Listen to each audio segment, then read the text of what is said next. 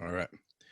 All right. We are recording. I am with Matt Laslo, who is what are you, Matt? You're like three or four things.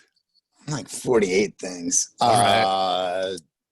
Namely in You're a 2020, writer, I'm you're a a little bit dead. journalist, you're a professor. So I'll let you introduce yourself and then we can get into some things. Cool. Yeah. What's up, everyone? So I've been a congressional reporter for 14 years now. Wow. Correspondent with Vice News Tonight, Daily Beast, Wired Magazine contributor for tech issues, contributor for Playboy, Rolling Stone, Wow. etc. for drug policy. But now I'm managing editor of a news site called The News Station. Check Wow. us out.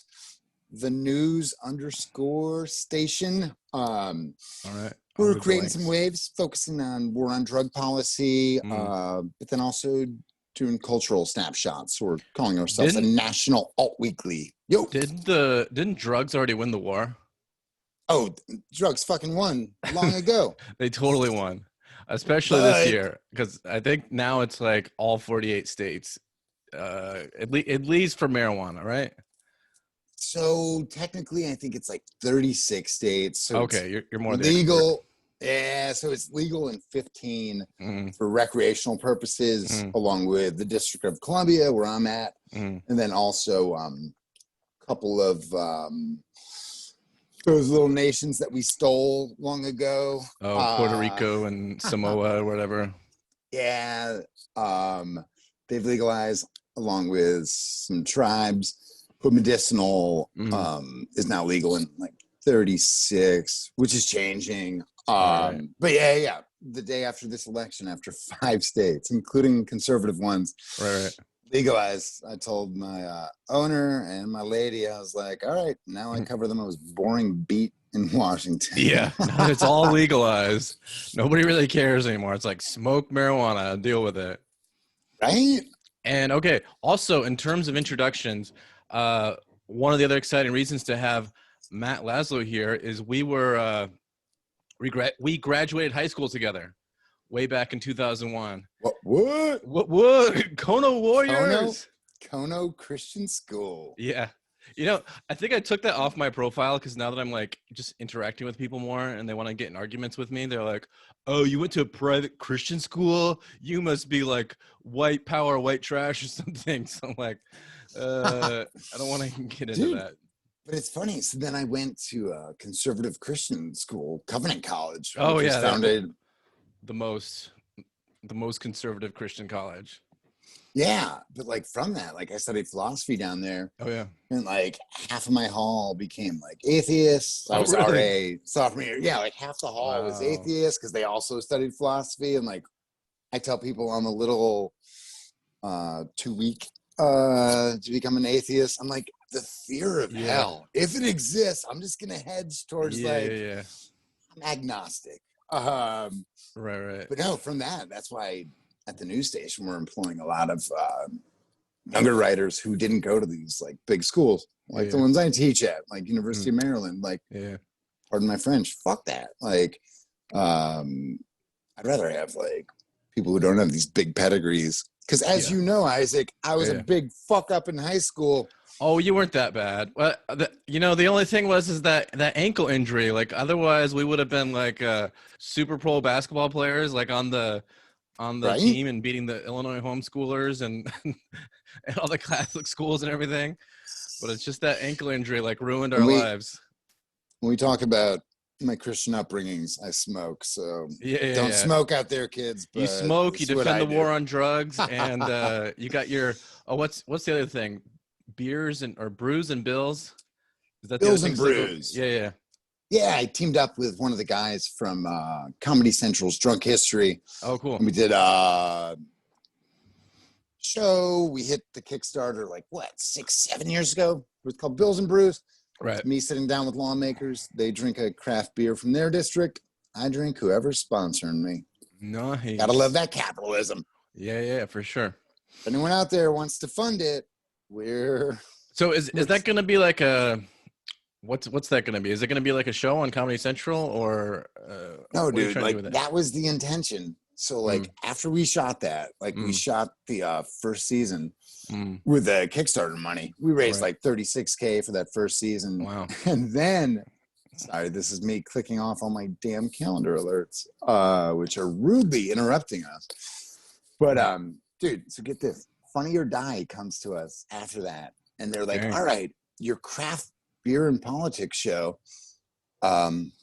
We just got sponsorship from Bud Light. Let's put Bud Light ads with your craft beer and politics show, which I'm like, okay, yeah. I'm listening to you, but one of these things is not like the other. Right. Don't And want to then the sell guy out. dude, and then the guy goes, all right, so don't tell any of the lawmakers that it's for Funny or Die. Just shoot the next episode, and then we publish it and we see how it does. And I'm like, all right, so you want me to wash my 14 fucking year congressional career down the drain on spec? I'm like, Wow. Yeah. I just didn't even contact. Like, they were just jokers. So to answer your question, we have no idea what she's going to be, but we'll see. You are 48 things. It's a lot going on. Okay, so We haven't even talked about my novel yet. oh, you got a novel brewing? Oh yeah. Tell us about your novel. Oh, dude, so it's called The Nation's Dealer, about a Okay. pharmaceutical lobbyist who's like peddling Oxycontin and stuff to lawmakers as they're supposed to be dealing with the opioid crisis. Okay. I'm probably about like 40,000 words in, but then I got sidetracked with some other things. Right. Dude, but then I've written a children's book. Dang, you're tearing it up. Don't Be Scared, Puppy. It's not published yet Mm. because I want to find the right publicist who will allow me to write my druggy stuff, but then also allow me to do my like kids books because I'm Uncle times 9. So I'm like, all right, how do we market Matt Laslo to these different audiences? So many things. Dude, but I'm thinking we go with Uncle Matthew as my children's book name. Right. Kind of like Dr. Seuss. Right. But then like my druggy side is just Matt Laslo. And then when I do academic shit, that's just Matthew Laslo. So then I'm 3 different people in one, right? Just go with it. Just be 3 people. Like, why do people always have to be one person? Like, that's so boring. Like, be 3 people. That sounds boring as shit. Yeah, one person. What kind of losers want to be one person at a time? Gross. Okay, so the interesting thing that I wanted to talk about with you is sort of the concept, and it's interesting too that you studied philosophy and everything, because I'm interested in this idea of the philosophy of why speech should be free, especially nowadays when we're getting into some dangerous territory of, okay, like what really spurred me on to like want to talk about this was last week when I was watching that C-SPAN grilling, Zuck and Twitter boy. And I like that Twitter boy. Yeah, Jack, whatever. But basically, Jack Twitter boy. Yeah, Jack Twitter boy, the Tweety boy, not the Tweety bird, the Tweety boy. But basically, some of the senators were like cheering them on, like, yeah, like smash all the tweets and Zuck everything that we don't like. And I just think that's a dangerous place to go. And so, I'm with you. Yeah, what do you think about the philosophy here of having the speech that we have available to be free and especially not biased toward one side or the other? Yeah, I mean, I guess we got time. Yeah. God damn, that's a loaded question. And just so like, because we're online as well, or on video, this is my First Amendment tat. Nice. Which is my feather, but it's the quill. I like the that quill, wrote yeah. the First Amendment. And on the other arm, I got tabula rasa, which is blank slate in Latin. Nice. So like as a reporter, I've always tried to stay out of the fray because like my job as a reporter is to literally tell people what's happening. Right. And granted, like, so the whole myth of objectivity, I just want to like get rid of that. Like there's a big debate within journalism circles, like probably a quarter of us don't vote. And historically, I didn't vote. Right. My whole thing with that is I didn't want to give my allegiance to any of these lawmakers who I'm covering. And literally, if I voted for you, I would hold you to a higher standard. Right. Yeah. You know, just straight up. Mm. So I kind of do it for them. Like, and like that changed in 16. Because I voted and I was public about it, voted against Trump. I did op-eds opposing him for The Guardian. Lost a $12,000 a year client based on those. Miami's NPR station, WLRN. Because my whole thing was like, all right, like even my dad, conservative Christian, couldn't vote for him because my dad like actually read the Bible. And he's like, well, my Jesus doesn't look at all like this asscock. Yeah, said it in different terms. Well, it's funny how we always get stuck with, as South Park puts it, like what the giant douche versus the tiered sandwich. So it's in this, Hillary. Yeah, it's in Fuck this Hillary, duopoly. It's like, how can you possibly, you know, we're just given like piles of crap, and we're like, pick the least disgusting pile of crap. Who ate the best meal the night before? Because like that's the shit we want to eat the next day. Yeah, like that's like, what you're right. That's our rationale. No, so like it's painful. Like yeah, I don't like Hillary, Biden. Like I don't give a fuck. I cover them. So all that to say, with Trump there was something different, and like I'm a contributor at Wired magazine, as I said. So like he fascinates me. Like in my lectures, I teach on like the history of the media, history of rhetoric. Like Trump, I call him a master communicator. I have my students at Hopkins read The Prince by Machiavelli, and then Trump's The Art of the Deal. And each one of them, progressive, liberal, conservative, they all are just like, oh my God, he's not an idiot. Like, he knows these principles of either manipulation or of just like interacting with people. Well, and what he really does is he brings out the worst in the other side. So whoever's opposing him, bro, we're like, I'm still trying to answer your first question. Yeah. And here we are talking about fucking Trump. Like, he sucks you in. Like there's something magnetic about him that different conversation. I'd say it's detrimental, blah, blah, blah. Yeah. But that's not the point. Like what I was getting at is like, so the way he's used social media, it's been masterful. And now I would say the way he's manipulating this conversation is masterful, because I was going through, after reviewing one of my master's students' theses last eve, like 150-page thesis. Like I was struck with how Trump, so he's either this outlier or this game changer. The Republican Party's obviously having that debate right now. Right. They're like, you see some people distancing themselves and then some just coddling up especially to him. now. And like part of it is the brilliant way he's used the bully pulpit. Right. And like historically we've said like, oh, the White House has this bully pulpit. Right. Well, guess what? Trump's got his own on Twitter. And like I remind my students, like this is much like what we saw with Abraham Lincoln when he gave Gettysburg Address. That was, I believe, 232 words. So very short, delivered under like 5 minutes, 5 or 6 minutes. Like he wanted It's like the pre-modern tweet.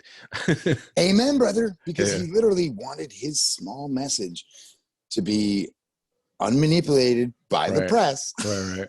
Because if you go too long, they manipulate it. Right. Like same thing with Teddy Roosevelt. When he did his whistle stop tours, he always had the same 5-6 minute speech folded up in his pocket. Right. He would stop and give the same one. Boom. He kept it short enough so the partisan press of his day wouldn't manipulate it. Then you fast forward to FDR and fireside chats. And what were fireside chats? They were going directly over the head of the Washington press corps. Yeah. Yep. Fuck the media. Right. The media's always been a part of the problem. Not the whole problem. We've been a part of it. And so now the interesting thing as we fast forward to Trump is, for one, he's got Fox News, he's got OAN, he's got Breitbart, Newsmax. The conservative media messaging machine is so powerful. Right. Democrats and liberals have like nothing to combat it, and they've tried. But like, think of it, like compare Rachel Maddow to Rush Limbaugh. There's no comparison. Yeah. There's no comparison. She's just like a crybaby with a bad haircut. Yeah. Like she's just complaining the whole time, like, he's horrible. He's ruining the world.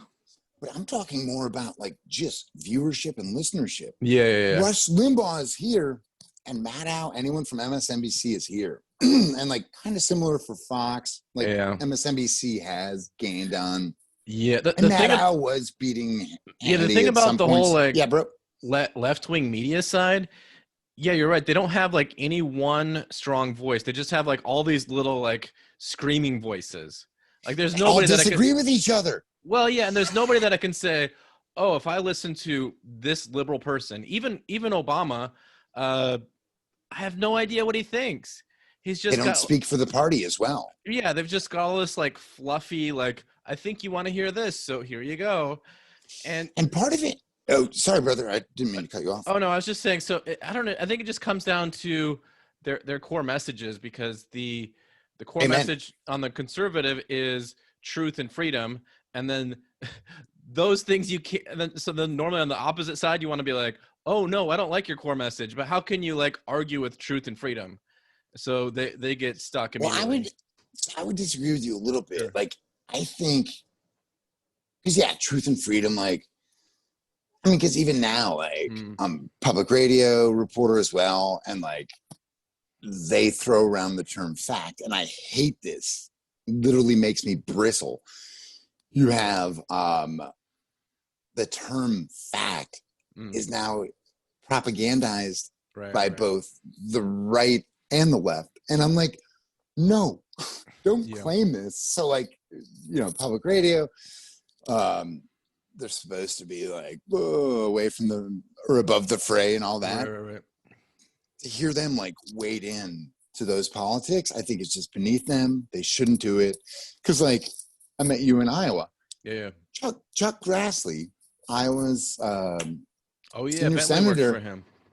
But Iowa's senior senator Chuck Grassley loves Iowa public radio. Why? Because he's a farmer. When he's out there in his combine, and like the only signal he gets for those 10 or 12 hours that he's out there plowing is literally Iowa public radio.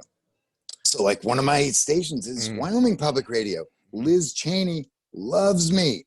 Yeah. She hates me when I write on her for the Daily Beast. Right. Grab my arm after a profile.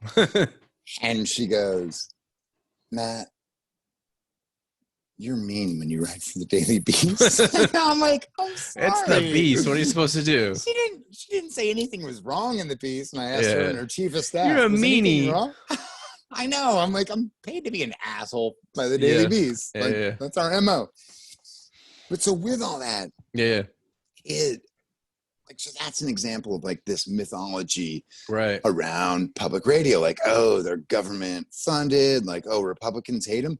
No, Republicans fucking love NPR. If you're in a sparse state like Iowa, Wyoming, etc. Right. All these Republicans love it. Do you think that might be changing nowadays with technology, now that there's some places where they can get radio out in the middle of nowhere?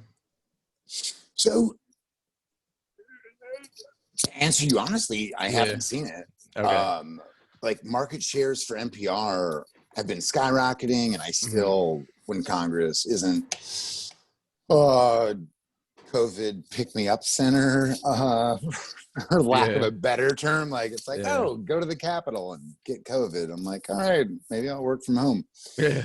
But so, like, we haven't seen big changes in the numbers. In fact, after Trump got elected, market share or just listenership went up fairly substantially for NPR because they still are trusted even by Republicans and Dems. But the interesting thing, to go like full circle to your first question, is like, so right there, like, I'm seeing Liz Cheney and Chuck Grassley like defy what Republican leaders like Liz Cheney, who's a Republican leader, are saying, because they say one thing that goes for their Fox News, OAN, Breitbart, messaging machine. And like, that's where that disconnect that I think President Trump has masterfully embraced and made his own. He has done that with social media. So now, like, this whole idea of conservative censorship, that's just blatantly false. Like, look at Facebook for like each week for their top 10. It's Ben Shapiro, it's Fox News, it's usually 6 out of the 10 are conservatives. And so, Facebook's a different entity than Twitter. And now Twitter is pissing people off with like verifying what people are said. And like, granted, they're doing that a tad more to conservatives because it seems, from everything I've seen and everything they've been able to actually like show us, that these conservatives, today's conservatives, are fine with either misleading or sometimes overtly lying. And I can get into that. Well, so get into it. Well, I was just gonna say what really fascinates me is that people are okay with the erosion of free speech. Almost like a similar parallel is what's going on with this whole election fraud thing, or suspected irregularities, whatever you want to call it.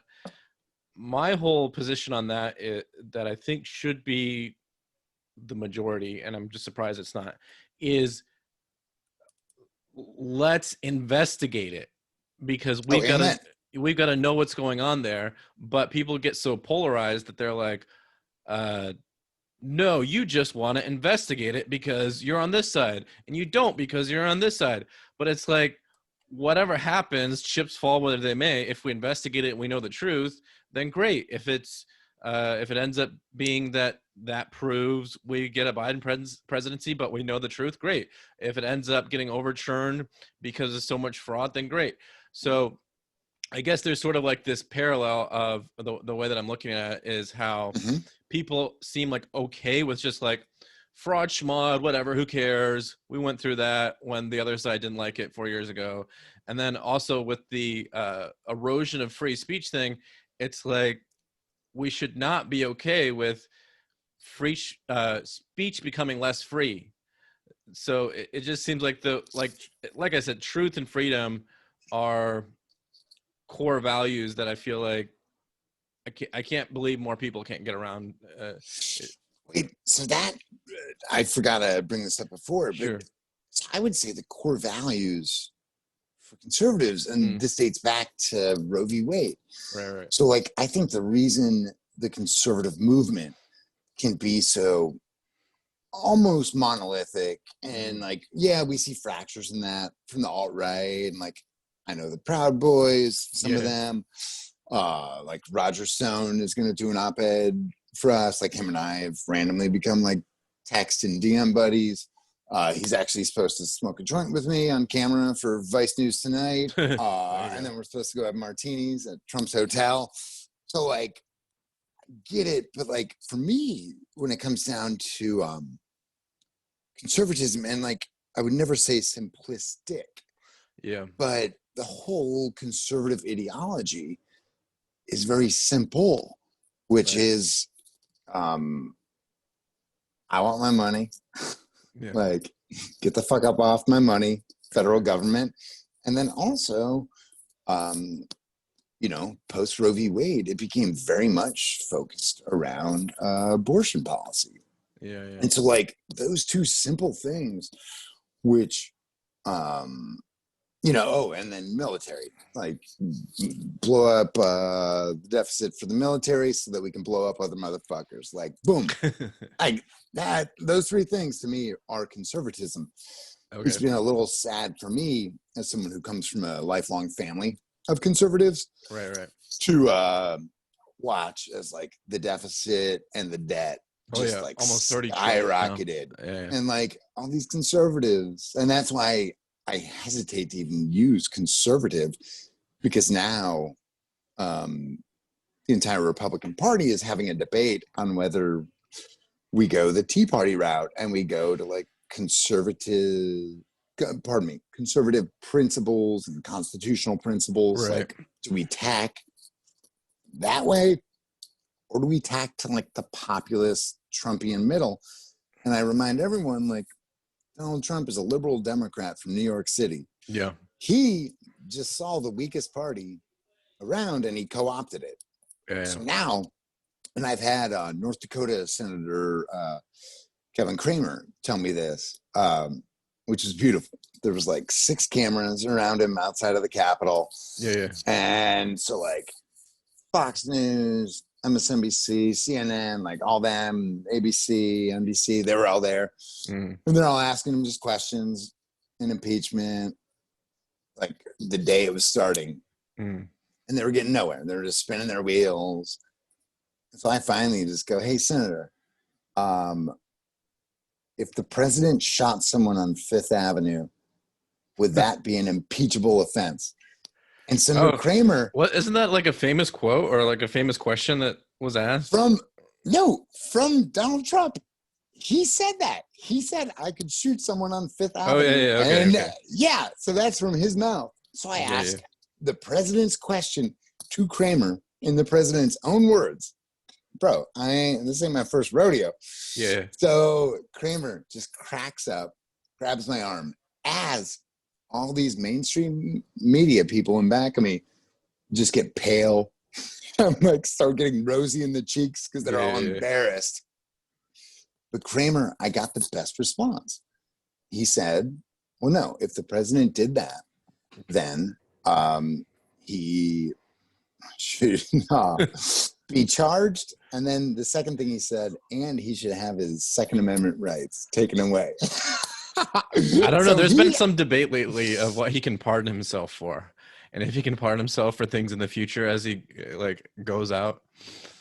But what Cramer was saying there was beautiful. It was like, no, because what we established was a red line. Like, all right, if the president murders someone on TV, like, all right, that's impeachable, or no, that's even beyond impeachment. Then he should be fined. And also on top of that, he should no longer have access to guns. So I'm like, all right, finally, I got like a red line from one conservative. Yeah. But if you look at Trump, like, so I call him the most conservative president of all time. Like, if you remember back to George W. Bush, it was all compassionate conservatism. Yeah. Well, Trump is like, I see your compassionate conservatism. Here's my fucking gold-plated sledgehammer.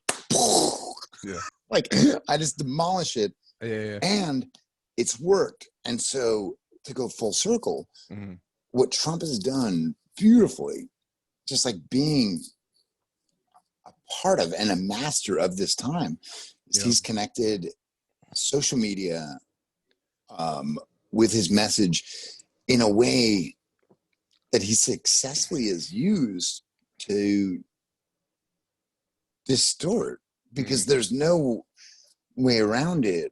Like, if you even look back at like some of my articles and what conservatives, like, no, just take the debt and the deficit. It mattered to Republicans and the Tea Party. That's Right, how they got put into power in 2010. Yeah. Where is that gone? Mulvaney, Right. who was like the head of the Tea Party, the founder, he then goes and blows up the debt and deficit. So like my whole thing is like, just hold politicians to what they said. Right. And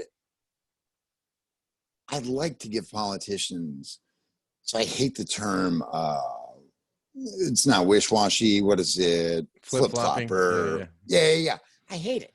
I want elected officials who can change their minds. Right. Like, that's a good thing. Yeah, we have to do it all the time. Yeah, we should not punish politicians for looking at new data.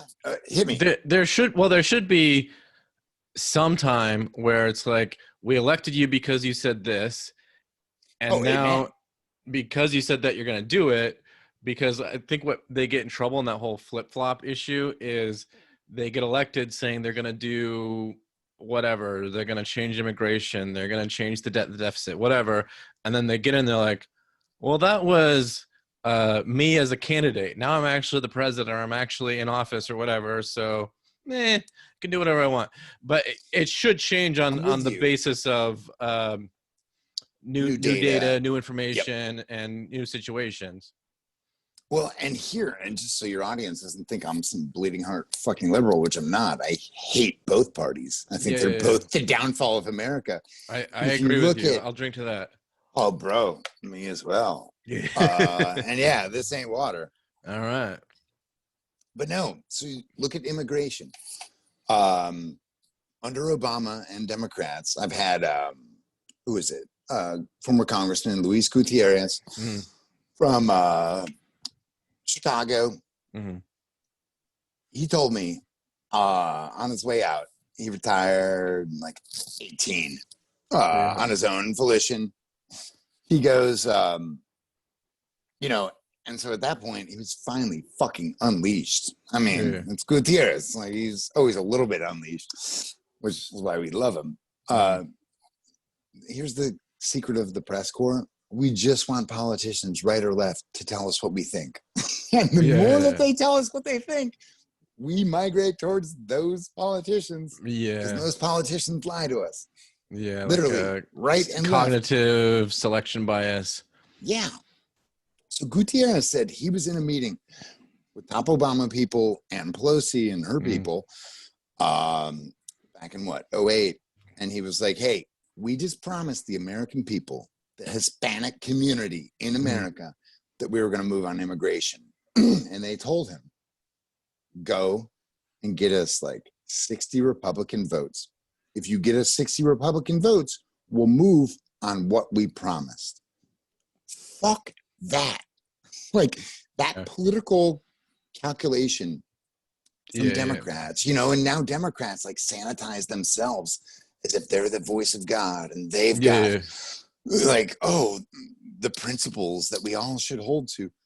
Fuck that. Because literally you had a chance. Like, if you thought all those DACA recipients or whatever, and this is before DACA, but if you thought all those young Latinos who were brought to America by their parents, if you thought that that was a huge issue, that you should bring those millions of them into America, then you act on it. And it doesn't matter that, because what they say is, the Obama White House decided that people needed health care, so we pivoted. Fuck that pivot. You just promised these millions of people that you cared about them, and then you threw them under the fucking bus. Like, pardon my French, I curse a lot. No, I like it. It's all good. Well, one of the sort of like, I don't know if I'd call it a contradiction that comes to mind here. I live close to Los Angeles now, and often I don't live right in it, and I used to actually live downtown LA for a couple of years. And so like downtown LA, it's like palace skyscrapers, and then a couple blocks over is Skid Row. And then if you go like a couple miles south, you've got South Central LA, where like worst ghettos there is almost. But the roads in these not so nice parts have not ever been paved since they were made like 20, 30, 40 years ago. They're like gravel roads just south of where it's like huge palaces. And so this summer, the LA mayor, Eric Garcetti, comes out and he's like, we're going to move this money around from helping, from the police department. We're going to defund the police a little bit. And we're going to move that money over to help, groups of color and women and all this stuff. And it's like, dude, if that wasn't just BS rhetoric, you would have just paved the roads. But LA is constantly getting in trouble for like almost once or twice a year, one of their city council members goes to jail or gets busted by the FBI for taking bribes. So I love that. As a reporter, I'm like, lock them up. Lock them up. That's We've had that in DC, like right outside of Prince George's County. They're always taking bribes. Dude, there was one. The wife. There was like hundreds of thousands of dollars in her freezer. Former head of Prince George's County, right outside of DC. But she also had like hundreds of thousands of dollars strapped to her. And I'm like, God bless you. I'm like, God bless you. Like, dang. Dude, that's the kind of corruption I am a journalist for. I'm here for that. Yeah. Because Chicago. Blatant and dirty. Yeah. Well, it's and also pave their fucking streets. Yeah. That's the thing. If it's like, sure, take some cash if everything is going great. But when it's like you won't even pave the road and you take bribes so like some Chinese company can come in and build like a 77-story tower. Oh, don't get me wrong. I was so happy her getting locked up. Yeah. With it. Like that's who we don't need in politics. Yeah. Definitely got to get rid of the corruption. So it's like, again, one of these things there's corruption both sides. And I don't, bro. It's but definitely this is why I hate. Yeah. But this is why I hate both parties. Because like what I call it now is just like, and everyone says like, oh, post Citizens United, but like, Citizens United, that Supreme Court case did change things, the way money flows to both parties. But all it did is empower the Mitch McConnells and the Nancy Pelosi's of the world to literally, how would I phrase it? I don't know, phrase it the crass way I was thinking. Like that money enables them to not give a shit about the rest of us, because they literally, both parties are getting just millions and millions. Like this is why we keep seeing all these record-breaking campaigns. Like so, and this is what fucking pisses me off. And we can get to Trump in a second on this, because I keep getting his texts like, "Oh, give us more money to our election fund for something that's BS." Look at Democrats. So we literally have. Well, both sides are doing that too. But if you look at Pelosi and them and the DNC, like you broke a record in South Carolina for how much money that guy, Jamal, I forget his last name. Because you know what? I don't remember his last name because I was like, there's no fucking way he has a chance. And guess what? He lost by like more than 10 points. That became the most expensive race in U.S. history. He didn't have a chance. I guess they should have just bought some Dominion software. Dude. And so now it's just like seeing all these texts, mostly from the Trump campaign, because I don't think I get more emails from the Biden people. I don't think I gave them my digits on the cell. But like literally seeing Trump like begging for money for this recount, that's to pay off campaign debt. Like the court in Pennsylvania literally shot down. That's why Republican Senator Pat Toomey is like, yeah, this is done, which is what he said over the weekend. Like, it's done. Like, there's nothing more you can do. Chris Christie, you might hate him, but he loved Trump, loved being a part of it, wanted to be in the cabinet, couldn't do that because he's a corrupt little fucker, or I have corrupt little fuckers underneath him. Yeah. So like seeing them all manipulate this just into getting more money, it's just like the political class, it's so out of touch with the American people. And like, that's the heartbreaking thing. And both are guilty as sin. Right. So I think it's almost like what we need is some kind of like all these things that we bring up are genuine gripes, have been the same for a long time. And it's almost like we've given up though. We just complain and we don't know how to fix it. And so and whoever's in Washington, whoever's elected, they're a reflection of the populace, or a reflection of who allowed them to be elected and what's going on there. Of the voters. Yeah. Because a lot of people who could vote don't vote. Right. But that's the thing. They're fucked up two-party system. They're equally guilty though. Not because they could easily, because 70 something million each voted for Biden and Trump, but there were over 100 million adults that didn't vote for anyone. So it would fuck them, but it would take, if they just voted for anybody else, a third party or whatever, then we wouldn't have to deal with Biden or Trump. We could have Kanye or somebody else, and anybody but those two pieces of crap. My dad read one of my op-eds in 16, and I called him the day of the election. I'm like, hey, so like, who did you vote for? He goes, I voted for Mickey Mouse. And I'm like, that was not the point of my op-ed. There's this thing called the Mickey Mouse effect, where you can tell voter dissatisfaction annually or every 4 years based on how many votes Mickey Mouse gets, because there's a sizable amount of people who just write in Mickey Mouse because they're out there voting on their local election, school board, that stuff that really matters to their lives. And when it comes to the presidency, whether it's R or D, they're just like Mickey Mouse. Wait, because I see we're winding down a little bit. So back to your first question, brother. Yes. And tech. Right. I care about this stuff. Right. So I did an op-ed kind of towards the end of the election. I was moderating a panel during one of the debates for Johns Hopkins, our MA program.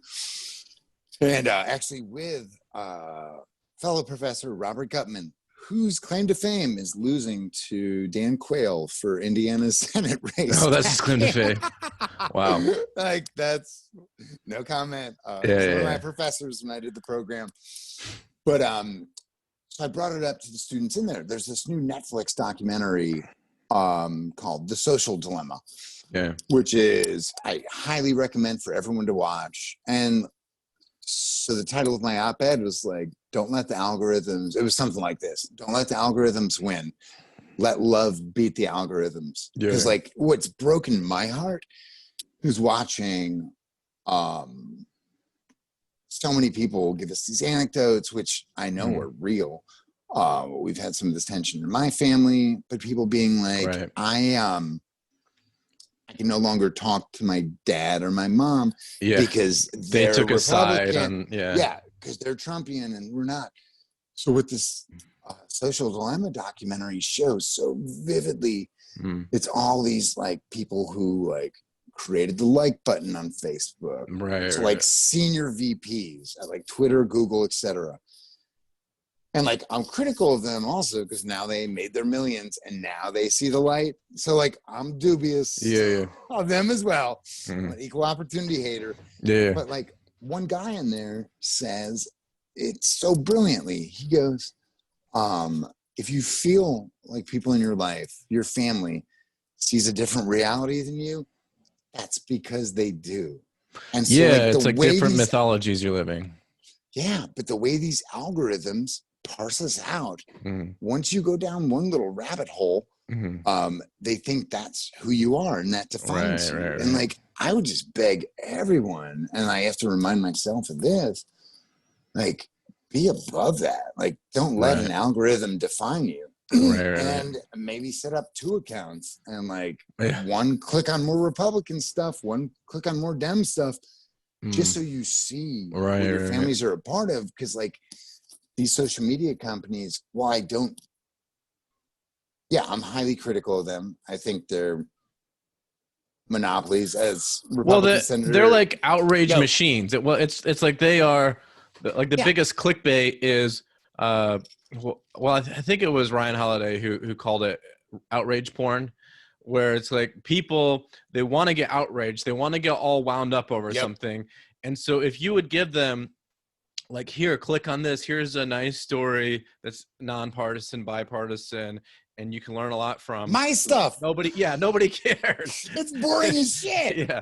But if you're like, here's how the orange man is gonna take the world to hell, or here's how the other man is gonna like save us from the orange devil, then it's like, oh yeah, let's get behind it. Let's go to utopia. They just suck us in. They draw us into this drama. Dude, amen. And like that's why like my creed has become make politics boring again. So like here we go. This is in back of me. Okay. That's my bookshelves. Like I've read a biography on every US president. And like I'm and you got the presidential Pez dispensers. Yeah, and then we get my marijuana pipe, which my little one. I didn't see that. But like, I got my impeached vodka. Like, it's like I'm a fucking nerd. I want to make politics boring again.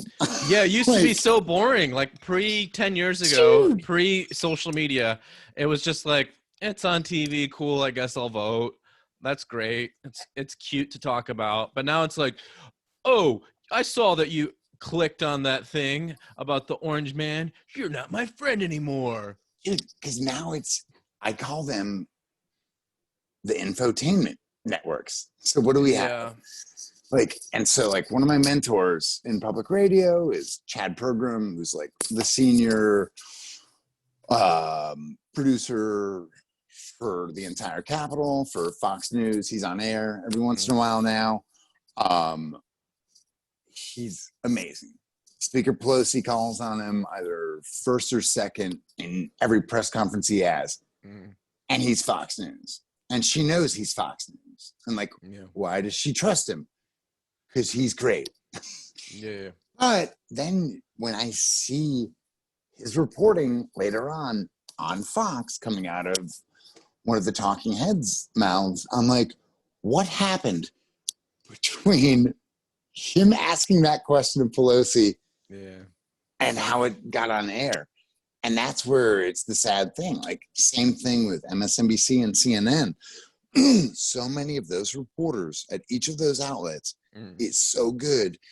And guess what? We're all fucking friends with each other. So the MSNBC people have drinks with the Fox News people because that's what they do. Now you look at their outlets and you think, oh, they hate each other. They don't. Like, it's just a job. It's just work. Maybe Hannity and Rachel Maddow. Maybe I'd pay for that cage match, and maybe because it'd be genuine on both of their parts. Or they like literally hate each other. But like those two examples, like they're not the entities, and so that's where I just always encourage people, like, read broadly, read beyond, like literally. So I tell my students, like, one of my Republican students is Trump's press secretary in some Midwestern state. I give her as much coaching as I do for one of my students who's top-ish, whatever. I don't know how to phrase it without outing him, but he's like top. No, he's like top at moveon.org. Okay. He just wanted an MA. So here I have a Trump press secretary who I'm coaching and a moveon.org person I'm coaching. As a professor, I just want, to help out my students because I don't care about your ideology. I care about your morals. So I start my classes like, whatever your values are when you come into this classroom, like, please leave with them and like disseminate that. Because like literally, this is why I tell them, like, if you want to be a smart liberal, read smart conservatives. If you want to be a smart conservative, read smart liberals. I think one of the biggest problems we've had in the past decade, 2 decades, is like these easy opportunities to not read people who disagree with us. Well, and people barely read books anymore. Oh, amen, bro. People just think of everything in what they can get in something between like 15 seconds to 15 minutes at the most if they're going to listen to anything. And if they're going to read anything. People probably know Sean Spicer more from Dancing with the Stars than him as press secretary. And that's an indictment of us all. That's an American problem that we have to get to the roots of that. Because if we don't, like, we're literally gonna go into a civil war over politicians from both parties manipulating us through these tech companies that they're not overseeing. And I guess to my original point or question is full circle, bro. Well, yeah, full circle. It's the idea that we often as a culture act okay with that, and certain people, even elected U.S. senators, like cheer them on, like, yeah, more censorship, censor what I want. And that we're just like okay with that, like, oh, okay, well, whatever, I guess they're doing their job, when it's like we have to have certain lines in the sand that we draw somewhere. And free speech has to be one of them. Open, fair, legitimate elections has to be one of them for sure. But if we won't even stand up for those, and we're going to be like, no, I'm against it because it's against my party identity, then we're kind of screwed. It's like, this is a question I had for you up at the top. What did you mean, like, when you said speech should be free? Like, my question to you is, how is speech not free now? Were you talking about, like, or no, let me leave that broad.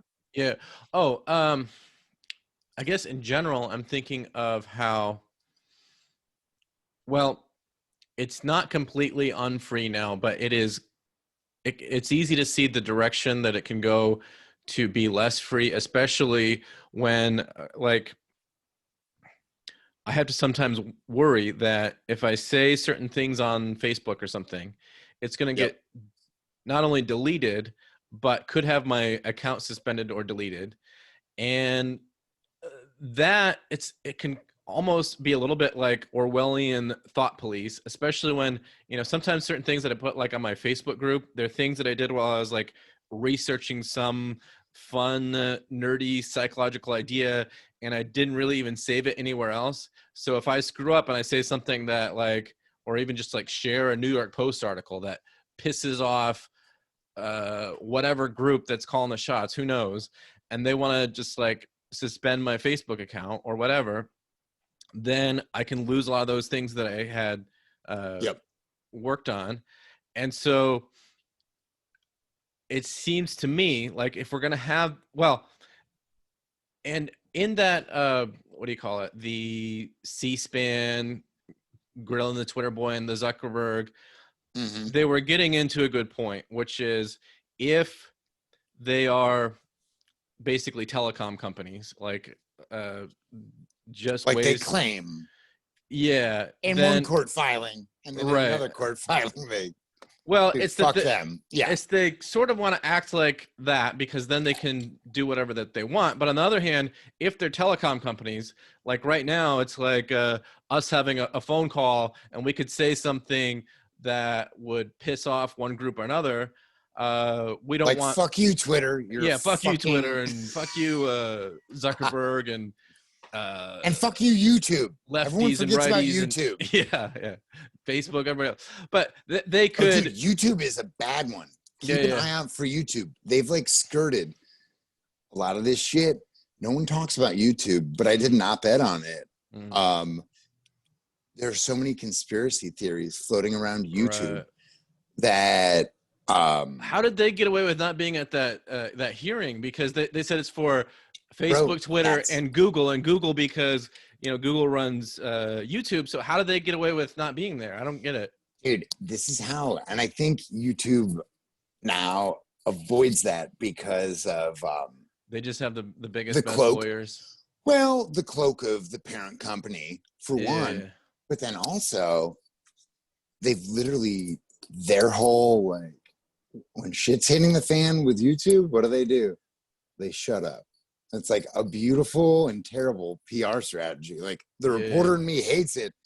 The PR professor in me is like, all right, that's smart.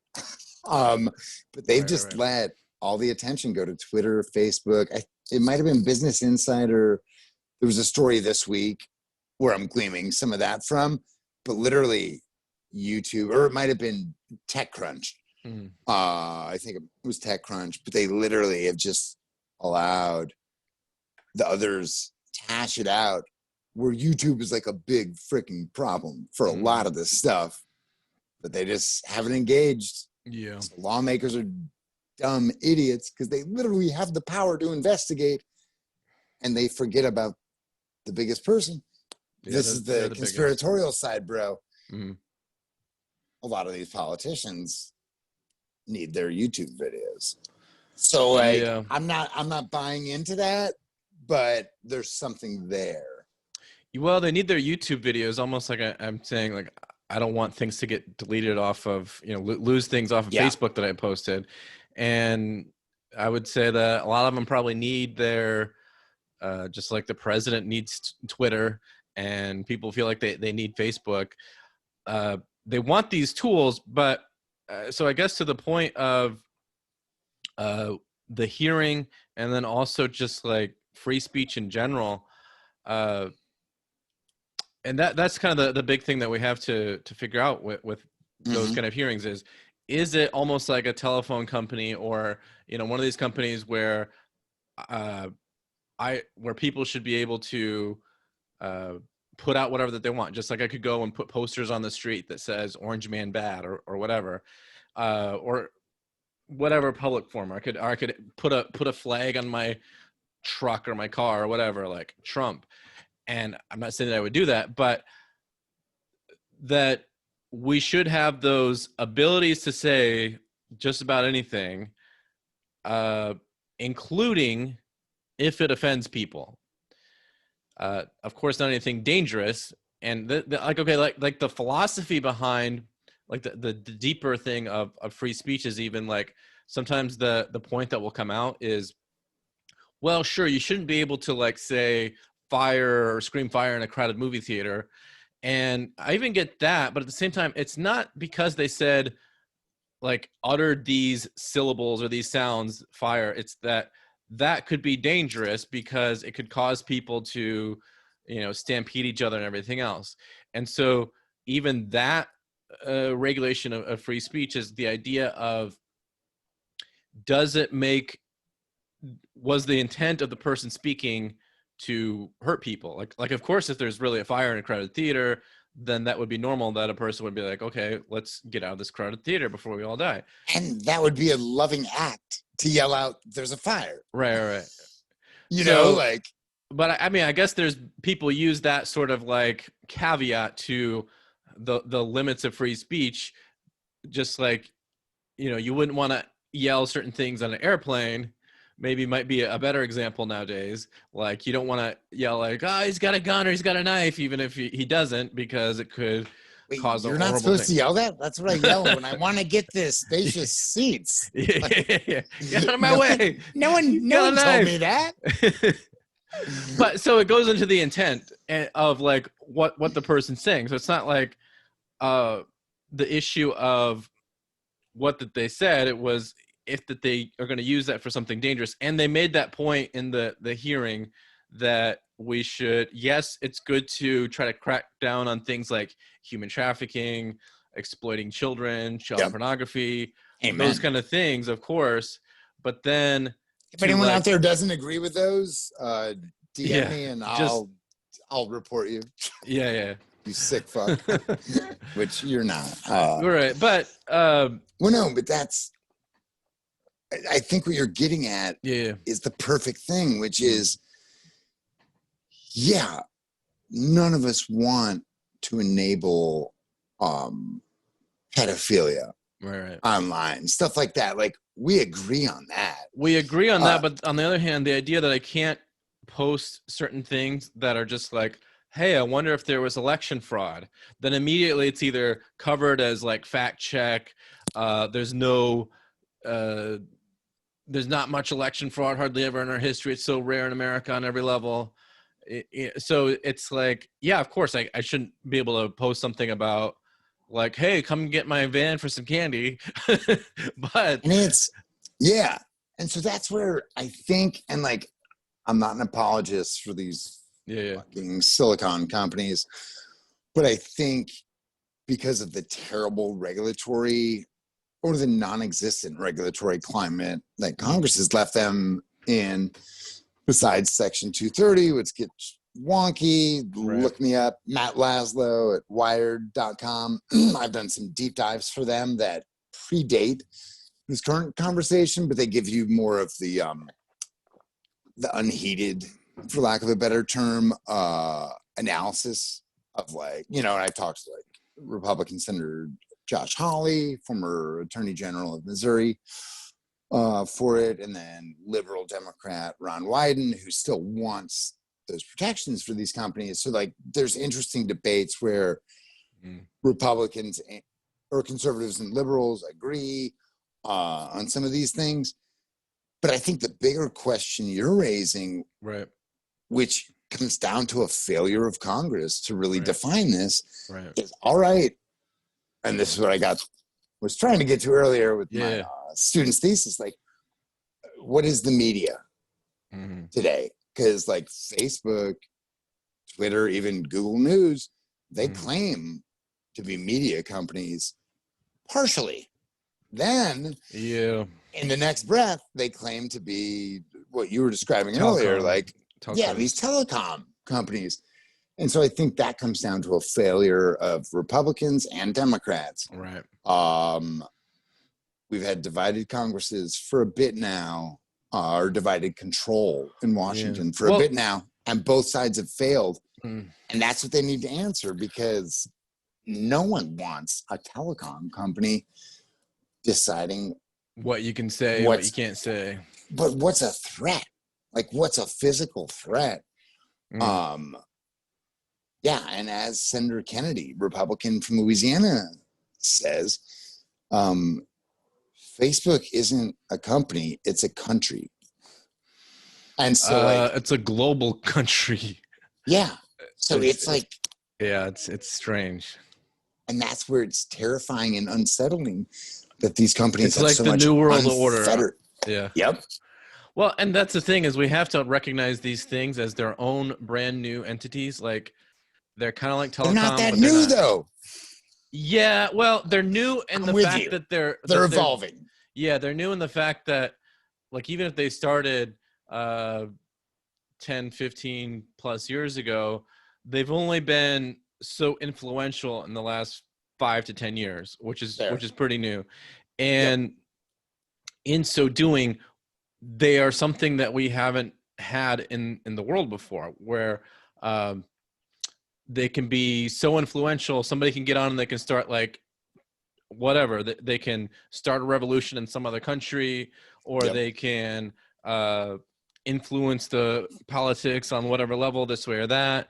And so people are starting to have all this power. And I don't know, on one hand, it's like, well, can't they just do that with their own website? But on the other hand, it works the way that it works because almost everybody in the modern world is on these social media platforms. You know, if you just start your own website, you have to like get people over to it. But if you start something on Twitter, Facebook, YouTube, the world's already there. So then it just like gets fed into the algorithms.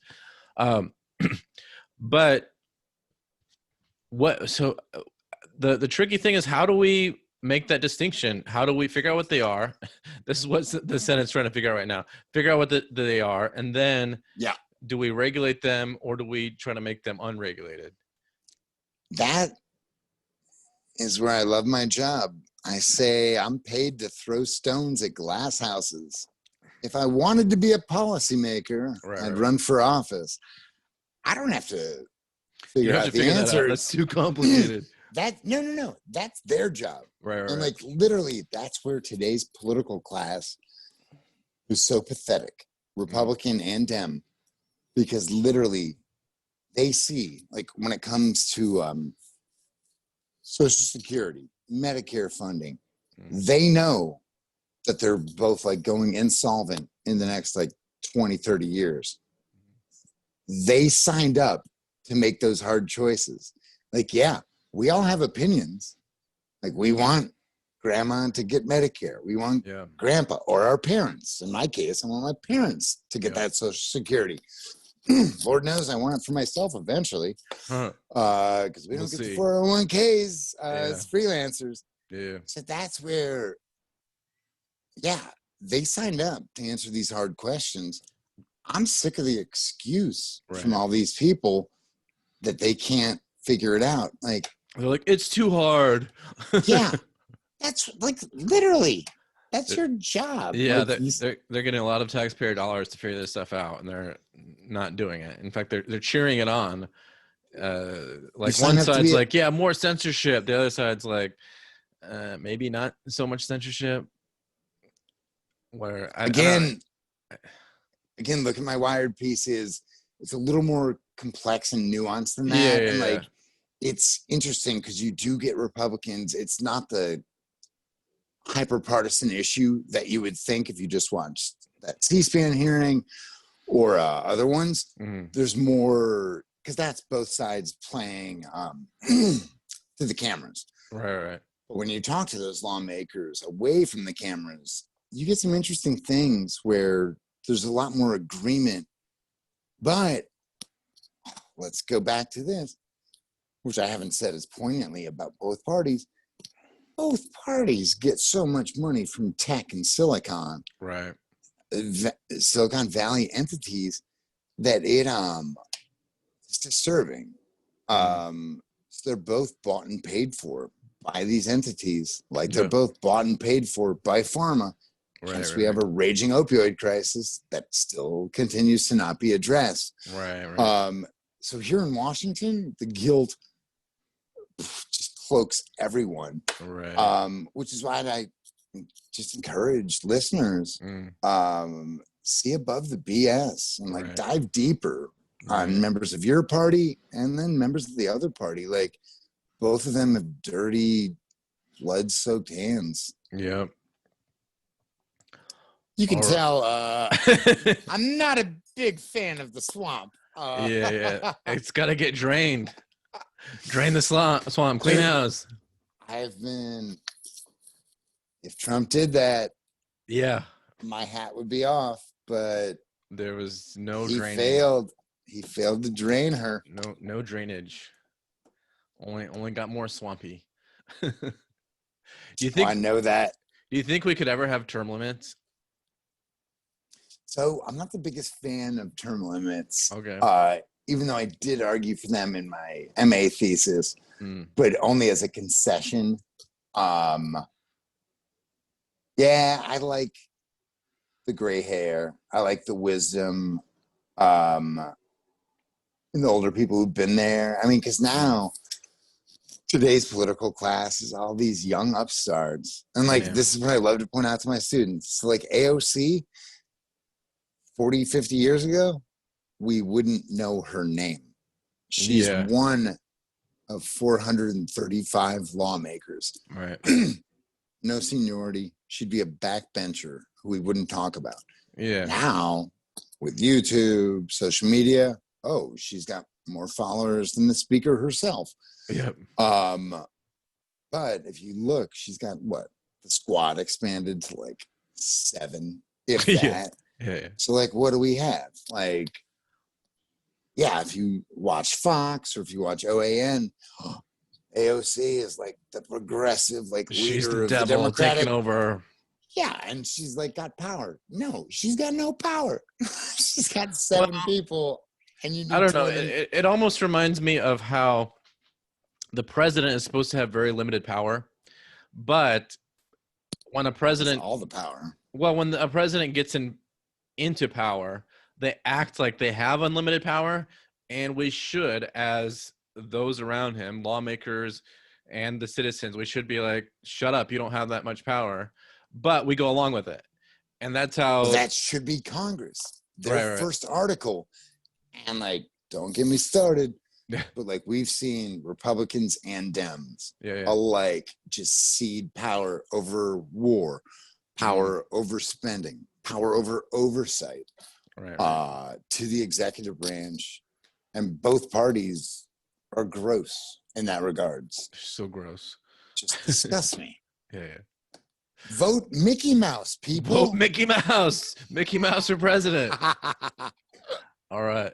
Well, I think we're going to wrap it up, but do you have anything else to add, how people can find you or whatever else? I'm on Twitter a ton, just at Matt Laslo, MattLaslo. And then, yeah, check out my new publication, The News Station. Just type in thenewsstation.com because we're not on Google News yet. So when you just type in The News Station, we're not popping up because fuck you, Google. Fuck you, Google. That's a great place to end it. All right. Thanks a lot, and we'll see you around.